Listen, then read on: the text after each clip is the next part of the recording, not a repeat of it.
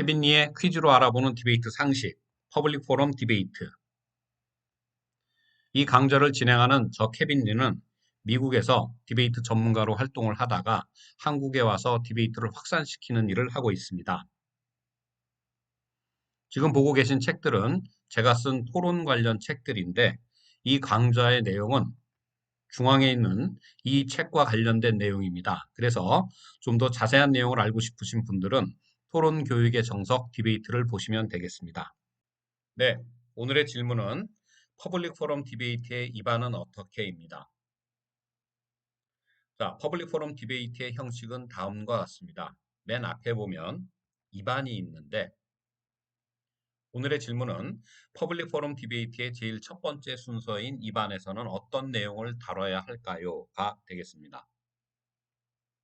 먼저 입안의 목적을 생각해 두는 것이 좋습니다. 그러면 자연스럽게 입안의 구조가 어떤 것이 있으면 좋은가를 알 수 있습니다. 입안의 목적은 우리 팀이 왜 옳은지 세 가지나 네 가지의 논거를 들어 설명하는 순서입니다.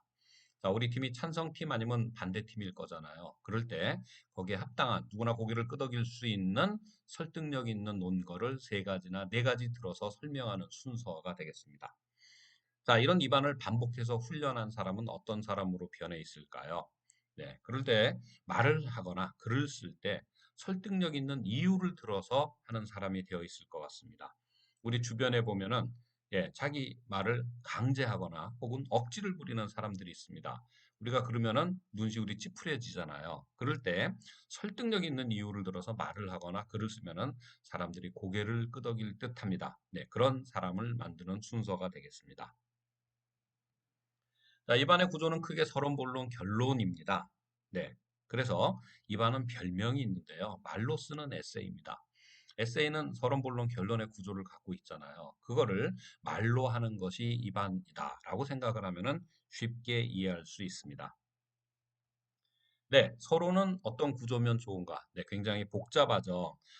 굉장히 자세하게 설명을 해드릴 수는 없을 듯합니다.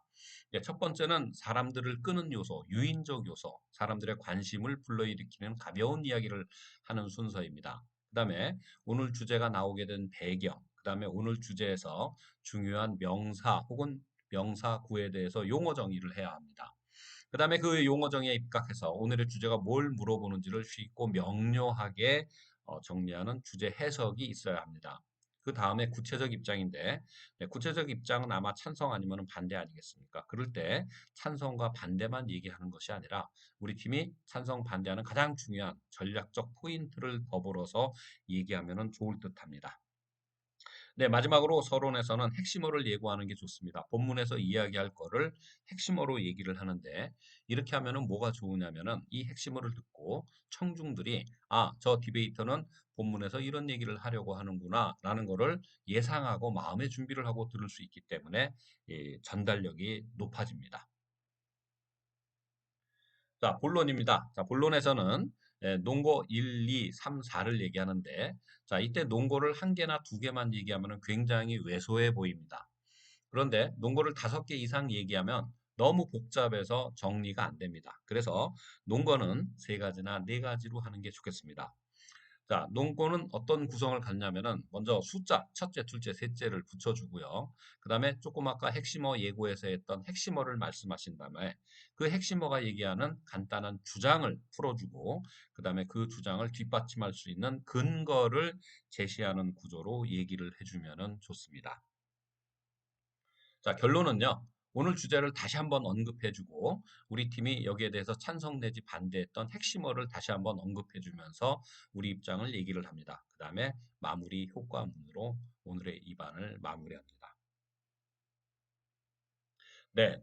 조금 입안에 대한 설명이 충분하지가 않죠. 사실은 이 입안에 대한 설명을 자세하게 하려면 굉장히 많은 시간이 걸립니다. 그래서 제가 개괄적으로 말씀을 드렸는데 혹시 입안에 대해서 좀 더 자세한 설명을 보고 싶으신 분은 이 책을 참고해 보시면 될 듯합니다.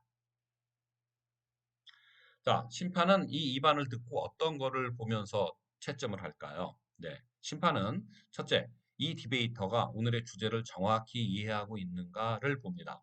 둘째는 이 디베이터가 오늘의 주제와 관련해서 본인 팀의 입장, 찬성 아니면 반대 아니겠습니까? 그 입장을 정확히 이해하고 있는가를 봅니다. 그리고 오늘 주제와 관련해서 본인 팀의 입장에서 적절한 논거를 대고 있는가를 평가를 합니다. 네, 오늘 퀴즈의 핵심 정리입니다. 자, 2반은 우리 팀이 왜 옳은지 세 가지나 네 가지의 논거를 들어 설명하는 순서입니다. 기본적인 구조는 서론, 본론, 결론이고 본론에서는 세 가지나 네 가지의 논거를 댑니다. 심판은 이 단계에서 디베이터가 오늘의 주제와 팀의 입장을 잘 이해하고 적절한 논거를 대는지를 평가를 하는 순서가 되겠습니다. 네, 케빈리의 디베이트 스쿨 동영상 전체를 볼 수 있는 링크하고 QR코드는 다음과 같습니다. 네, 더 궁금하신 점이 있을까요? 네, 그러면 아래를 참고해 보시면 좋은데요. 저희 한국토론대학에서는 한국 디베이트 코치 입문 심화 토론 전문가 과정을 운영하고 있고요.